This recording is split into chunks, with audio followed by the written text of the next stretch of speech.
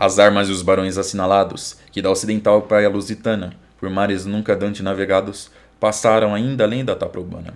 E também as memórias gloriosas daqueles reis, que foram dilatando a fé e o império, e as terras de África e de Ásia andaram devastando. Que eu canto o peito ilustre lusitano, a quem Netuno e Marte obedeceram. Cesse tudo que a musa antiga canta, que outro valor mais alto se levanta. Bom, esses aqui são alguns versos aqui que estão no primeiro canto dos Lusíadas, né? Tudo bem, pessoal? Meu nome é Caio Mota Ribeiro e aqui hoje eu estou comentando aqui o primeiro canto dos Lusíadas com vocês. Nos nossos vídeos anteriores eu já fiz aqui, já lemos o primeiro canto inteiro, aqui as mais de 100 estrofes que acompanham o primeiro canto. E hoje aqui eu vou estar fazendo um resumo, uma síntese do que a gente viu, para quando no nosso próximo vídeo eu começar a ler o segundo canto, a gente tá, né, entrando com um pouco mais de segurança nessa parte da obra. Então aqui, recapitulando, as três primeiras estrofes, eles são a introdução que Camões faz à obra, e a terceira e a quarta estrofes aqui Camões pedindo que as ninfas do Rio Tejo, as Tágides, inspirem seus versos, né? O primeiro vídeo que eu publiquei para vocês no YouTube é sobre isso.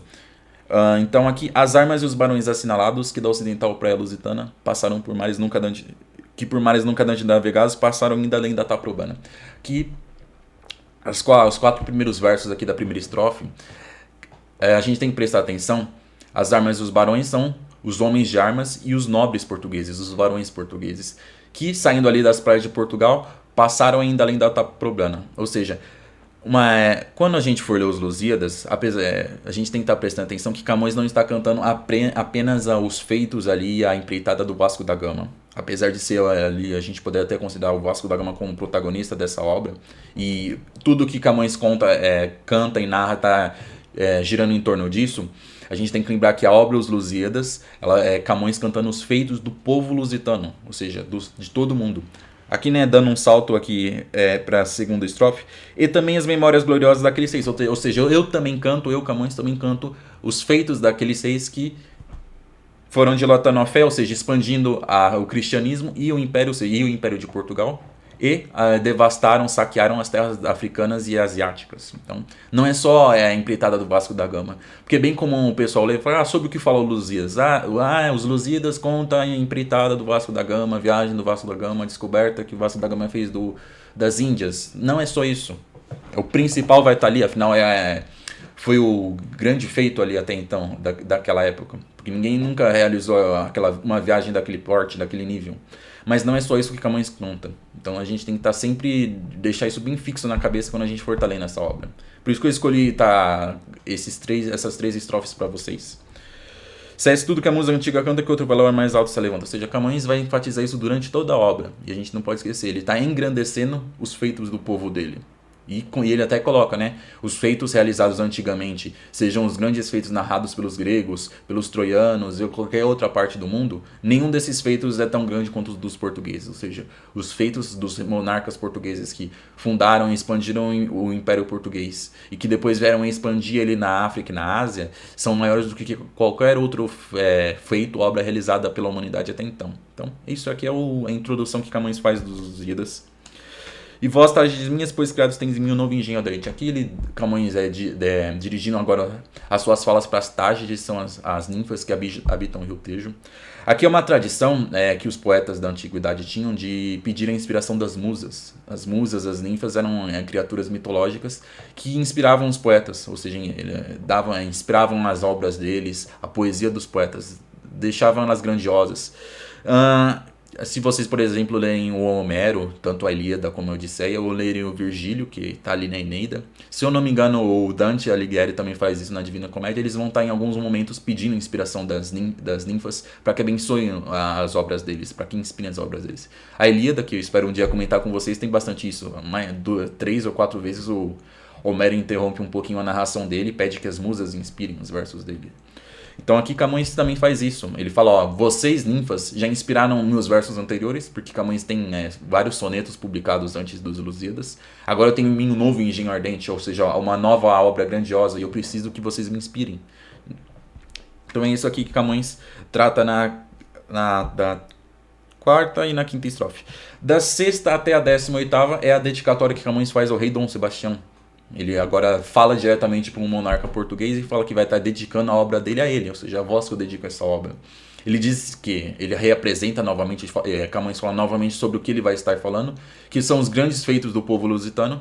Isso, é claro, antes dele fazer alguns elogios, ele fica algumas estrofes elogiando o monarca, falando que ele é grandioso, que ele é herdeiro ele tem o sangue português de quem ele é herdeiro é o mais precioso do europeu, né? Ele fala que a linhagem dos reis portugueses é mais amada por Cristo do que qualquer outra. Ele até menciona isso ao pedir que o rei Dom Sebastião preste atenção no escudo de armas de Portugal. Mas depois ele fala que vai estar cantando os feitos do povo português, cita alguns heróis, alguns nobres que ele vai também relatando ao longo da obra, como a gente pode ver aqui, Dom Nuno, Egas, Dom Fuás, os 12 da Inglaterra e outros tantos que, como ele diz aqui no final da 12ª estrofe, os feitos são mais grandiosos do que os feitos gregos e dos romanos. Então, aqui é a apresentação que ele faz. E Camões também, no finalzinho dessas estrofes, né, nessas estrofes finais, daqui até a 18ª, ele instiga o rei Dom Sebastião a assumir o trono português, porque na época que Camões estava aqui produzindo, cantando os Lusíadas, o rei Dom Sebastião ele era muito jovem, ele tinha por volta dos seus 13, 14 anos. Então, o Império Português estava sob uma regência, não estava diretamente sobre o controle do rei do português. Então, ele fala, assuma logo o controle do seu reino e busque realizar grandes feitos. Porque a história dos reis de Portugal é isso, ele é um monarca atrás do outro realizando grandes feitos. A gente vê ali o primeiro rei português, que é o Afonso Henriques, que era então príncipe, ele vence 5 reis muçulmanos numa guerra, onde ele está em números muito, muito, muito inferiores, e ainda assim ele vence o conflito com eles e funda ali o reino português. Depois a sequência das batalhas que ele foi travando, expandindo o reino português, e depois os reis que sucederam ele, os monarcas portugueses, que continuaram expandindo o Império Português. Até chegar nas terras africanas e posteriormente, depois que Vasco da Gama alcançou o Oriente, eles foram também conquistando os mares daquela região. Então Camões fala, menciona, os seus antecessores, Dom Sebastião, realizaram isso, busque realizar isso também, porque eu sei que você vai fazer ser ainda mais grandioso. Então a partir ali da 19ª estrofe, começa quando Camões começa finalmente a cantar a empreitada portuguesa do Vasco da Gama. Uma coisa que eu enfatizo nos nossos vídeos anteriores, e aqui eu estou repetindo para vocês, é a gente prestar atenção que quando o Camões vai cantar a empreitada do Vasco da Gama, ele não começa aqui cantando pra gente a partida dele ali de Lisboa, de Portugal, e a viagem marítima que ele vai fazendo em torno da África. Ou seja, ele sai de Portugal e vai contornando a costa africana até chegar no Oceano Índico e porventura alcança as terras da Índia. Não. Camões começa narrando quando Vasco da Gama já passou ali pelo Cabo da Boa Esperança, pelo Cabo das Tormentas, e já está navegando ali próximo de Moçambique. Então ele vai narrando ali, e até ele se encontrar com alguns povos muçulmanos, povos africanos muçulmanos que habitam as regiões dessa parte da costa africana oriental. Mais pra frente na obra, mais precisamente ali a partir do terceiro canto, Camões vai estar voltando e narrando a história portuguesa. Ele vai dizer onde fica o Império Português, como é que o Império Português, que era o reino, como é que ele surgiu e como foi se desenvolvendo, até o momento que os reis portugueses decidiram se desbravar nos mares. Então, Camões não começa narrando do começo, ele vai voltar a comentar isso depois. Mas aqui, ele diz que os portugueses estão navegando só aqui na 19ª estrofe, porque da 20ª estrofe aqui do primeiro canto até a 41ª é o concílio dos deuses no Olimpo. Como eu falei para vocês, eu comentei com vocês nos vídeos anteriores, Camões ele é o herdeiro da tradição literária da antiguidade. Ele é um herdeiro de Homero, de Virgílio, ele é um herdeiro dos antigos poetas da antiguidade. Então, ele se utiliza, para cantar a obra dele, ele se utiliza da tradição literária antiga. Então ele vai estar colocando deuses, criaturas mitológicas e alguns eventos divinos para estar narrando a obra dele. Afinal é um poema épico, é um poema clássico. Então a gente vai estar vendo esse elemento aqui.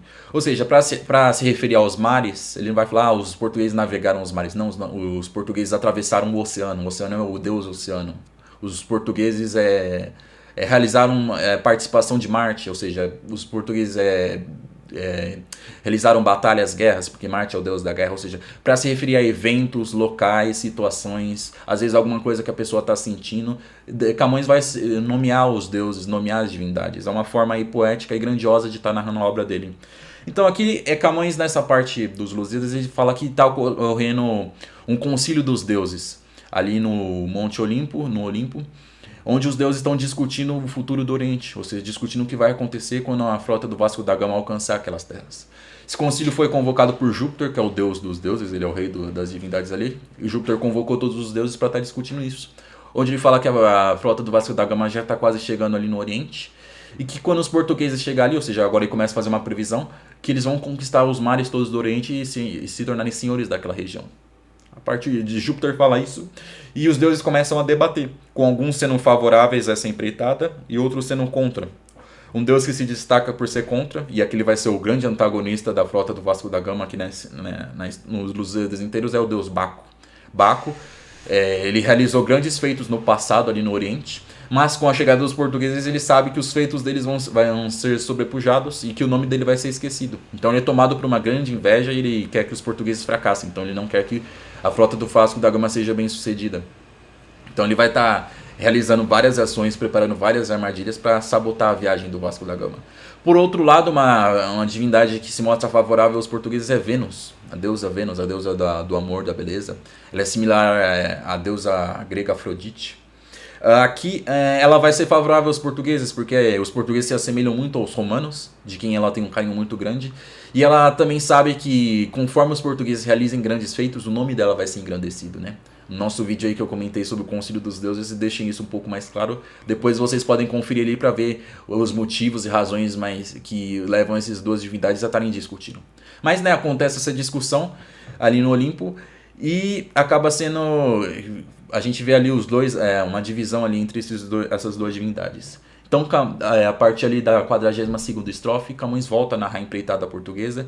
E dessa estrofe até a última, aqui do primeiro canto, a gente vê a passagem dos portugueses ali pela costa africana oriental. O contato que os portugueses ali, que Vasco da Gama e seus marinheiros, tiveram com os africanos muçulmanos que habitam aquela região. A gente vê ali que o Vasco da Gama estava passando ali com a frota dele e ele não queria, quando ele encontra essas ilhas ali que ficam próximas de Madagascar, ele meio que não queria passar por ali porque ele acreditava que aquelas ilhas eram inabitadas. Mas ao descobrir que elas tinham, né, uma população ali que eram povos africanos, que eram muçulmanos, os portugueses têm esse primeiro contato com o povo de Moçambique. E quando o Vasco da Gama conhece o regente ao ver que esses visitantes ali, esses marinheiros, eles são cristãos europeus, ele é tomado por um ódio muito grande. E ele começa a pensar numa forma de destruir a frota do Vasco da Gama. Nesse momento, a frota estava estacionada ali, porque os portugueses queriam um pouco de alguns mantimentos para se reabastecer e seguir viagem.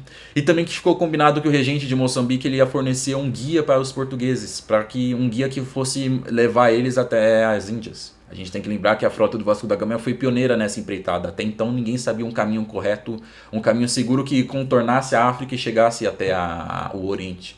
Então os portugueses estavam um tanto perdidos ali. Em vários momentos a gente vai ver nessa parte da viagem, nessa região, que Vasco da Gama está sempre pedindo a ajuda dos povos que ele encontra, perguntando alguma informação, se eles podem ajudar de alguma forma.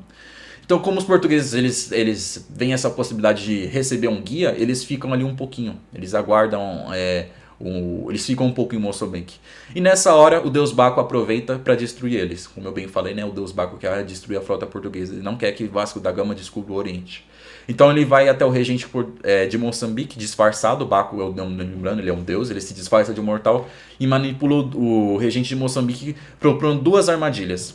A primeira é que eles ataquem os portugueses no momento em que eles forem se reabastecer. Ou seja, eles aproveitem a distração ali. Como parece que o Moçambique e os negros de Moçambique, os muçulmanos de Moçambique, e os portugueses tiveram um primeiro contato amistoso, eles não vão suspeitar de uma armadilha. Então é hora dos guerreiros de Moçambique atacarem.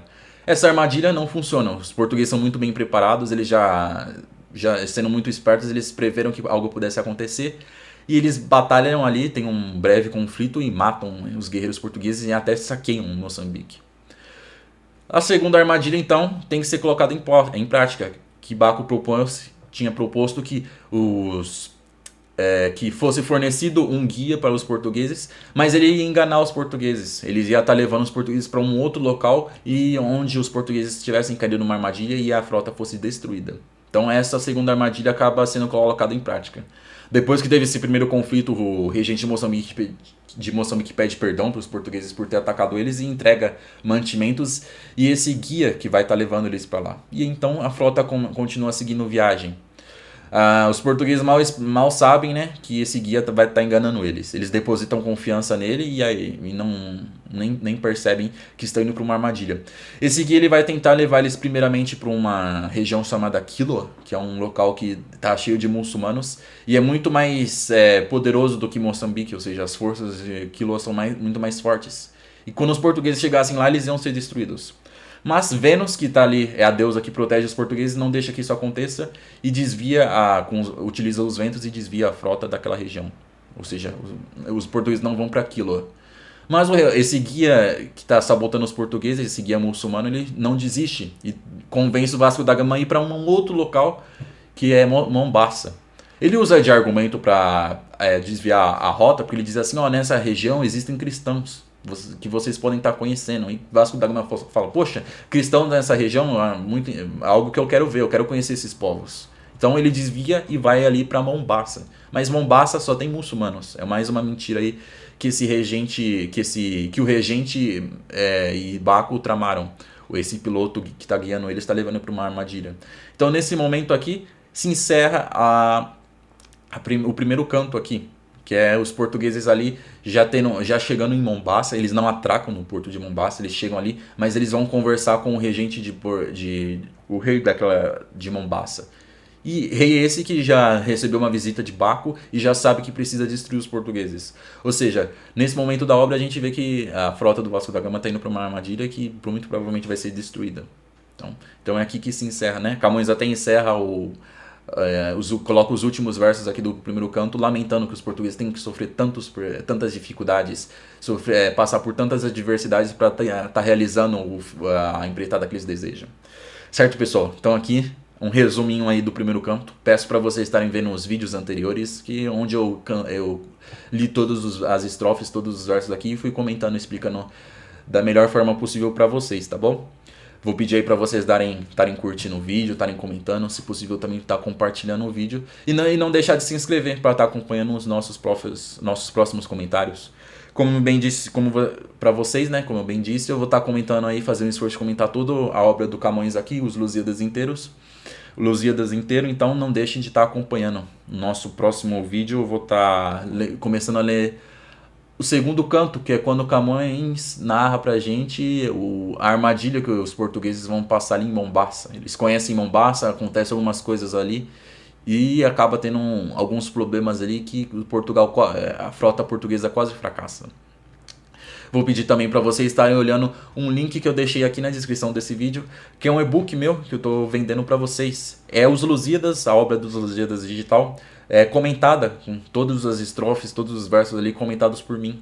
É um esforço aí que eu estou fazendo para estar disponibilizando aí uma forma fácil de vocês estarem lendo os Lusíadas. Porque como vocês devem ter percebido aqui nos meus vídeos anteriores, nesse vídeo, a obra é muito grande e ela tem muitos detalhes. Ela faz referência a muitas situações, locais, personagens, divindades antigas. Então quem lê aí os Lusíadas sem um manual, sem um guia, vai enfrentar muitas dificuldades. Vai ter uma dificuldade muito grande para estar entendendo o que Camões está colocando ali. Então esse e-book meu é para ajudar vocês. Ele é muito barato, ele é só R$10. Ou seja, por R$10 vocês vão ter a obra completa, comentada aí para vocês. Tá de graça, só R$10, não custa nada. Vocês tenho certeza aí que vocês vão gostar bastante. Eu tô gravando esse vídeo agora pra vocês aqui no comecinho de abril. Então, até o momento, já aqui no comecinho de abril de 2026, os dois primeiros cantos dos Lusíadas já estão disponíveis, comentados para vocês. Mas quando vocês comprarem, vocês já vão ter acesso a todos os 10 cantos comentados. Tá bom, pessoal? Então eu peço para vocês estarem aí continuando acompanhando os meus vídeos aqui sobre os Lusíadas. Tá bom? Eu espero que vocês estejam gostando aí dos meus comentários. Eu sou Caio Mota Ribeiro e agradeço a audiência de vocês. Um forte abraço aí, fiquem com Deus.